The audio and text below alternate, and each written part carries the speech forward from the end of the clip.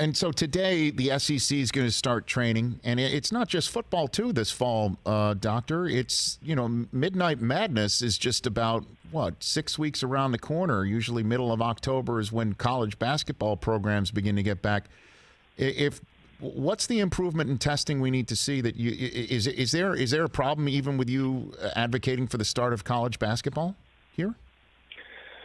Well, I think college basketball is an entirely separate conversation, and the one thing that makes basketball different from football is the frequency of the games, and so it's not so much just the practice; it's really when you're playing against another team.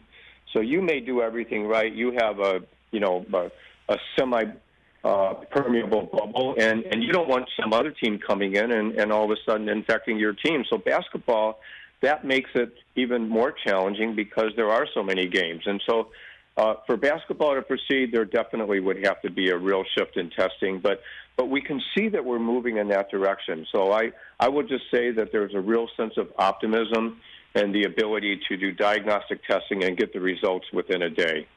We just aren't there today. That's the problem. So what based on your knowledge and being, I imagine, at the cutting edge of this in the forefront, and your phone, I talked to Dr. Alan Sills of the NFL, and his phone rings like crazy when it comes to people saying, I got this test, I got that test.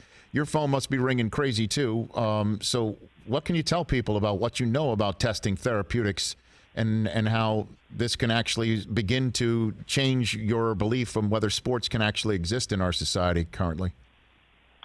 Well, and I don't think it's even for sports. I think, so you probably have read recently about the paper test. And so, before you go on an airplane, before you go on a restaurant, until we have a vaccine, if you can get a rapid test and you say, hey, you want to come into my restaurant? Well, we're going to test you right now. This is what we probably are going to need to do as a society until we really are certain that we have an effective treatment or a vaccine. And most of us who have really been in the trenches and working with all of these individuals, we think that this is going to emerge by the fall.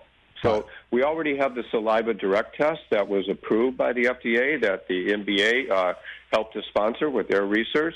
So that's going to be available in the next several weeks.